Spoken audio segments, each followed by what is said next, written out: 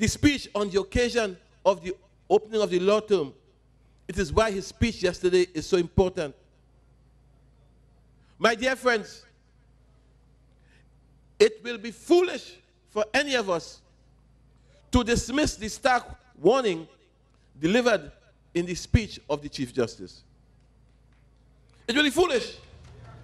In fact, I say to you tonight, though you may not realize it, yesterday, Wednesday,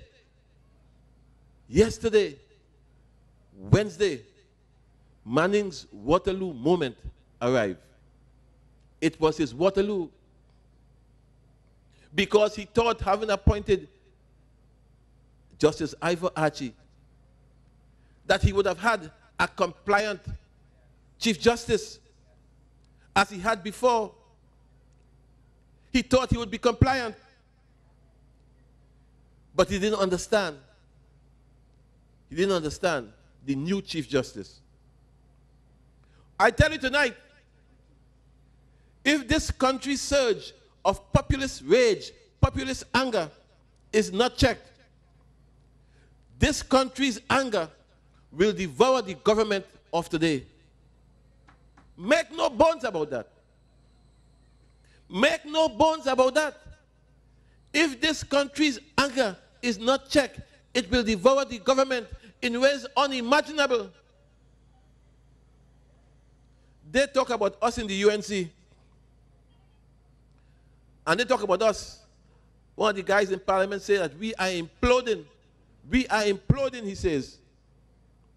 But I tell you tonight, we aren't imploding.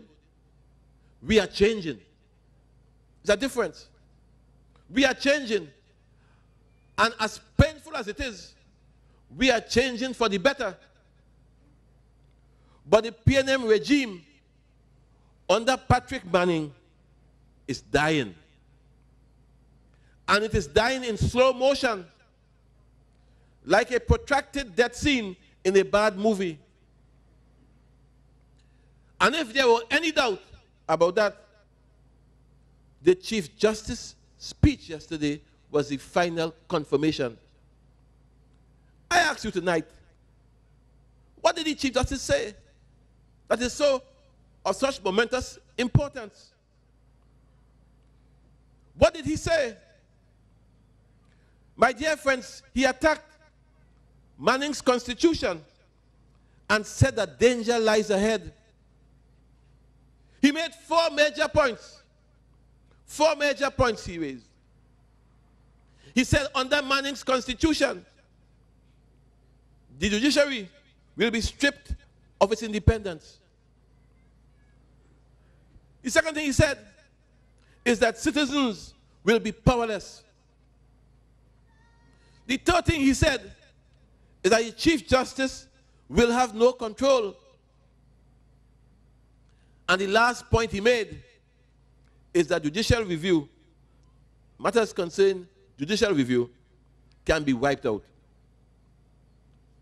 I want you to understand the four things he said.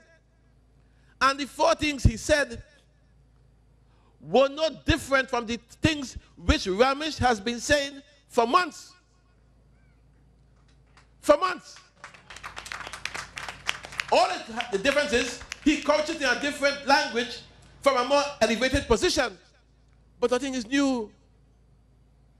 What is new, however, is that now for the first time, a Chief Justice is saying that here is a man who craved, he said, the simple life. He said that he's a man for whom power, pomp, and status, and the flashing lights of office, you know, the flashing, he says the flashing lights of office, and the siren, and so on, and the number plate that is silver with the coat of arms. He said, these things don't matter to me. They are of no interest to me, he says. He says he wants the simple life.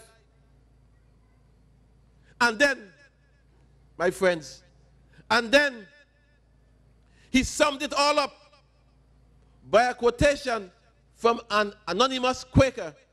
Hear what he says. Hear what he says. He took this quotation from a Quaker. I quote him. I sought to hear the voice of God. I climbed the highest steeple, but God declared, come down again. I dwell among the people, unquote. I want you to understand, you know. I hear what he said. He says, I sought to hear the voice of God. I climbed the highest steeple, but God declared, come down again. I dwell among the people. What a man. What a Chief Justice. Where are those among us who believe that they have no part to play in this country's trials and tribulations? What useful lessons can we learn from the speech of the Chief Justice?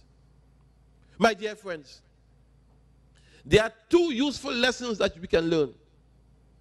But before I tell you what the lessons are, I want to tell you that before I came here tonight, I saw the news, and I saw the Minister of Information say that they are making a studied response to the Chief Justice. Pastor Lal says so, a studied response to the Chief Justice. So I tell you something, Shama gone, Shama day. Because apparently they go fight he too. The Minister of Finance, who refused to give him any money. He asked for $392 million. They gave him $42.5 million to strangle him, to give him no money. He says that even family courts can't function anymore. They give him 12.5% of the money he asked for. They didn't even have the courtesy to sit with him and say, but listen, justify what you're asking for. And tonight, on TV, the Minister of Finance say he can always get a supplementary vote. What bull is that? What bull is that? An afterthought. When they had to give Calder the contract for $368 million for a 3-week-old company, they didn't have a problem with that. No problem with that. When they had to pay all the overrun on the Brian Lara Stadium from $250 million to $695 million and rising, they had no problem with that. How do you have a problem with that? No problem with that. But for justice, so as to help to combat the problem of crime, they have a problem with that. And that is what I'm talking about tonight. And therefore I tell you that there are two useful lessons that we can learn from the Chief Justice speech. The first lesson that we must learn from the speech is that dictatorship is not a threat in this country. It is a done thing, Dictatorship is here, is present. It's no longer a threat. It is now a reality.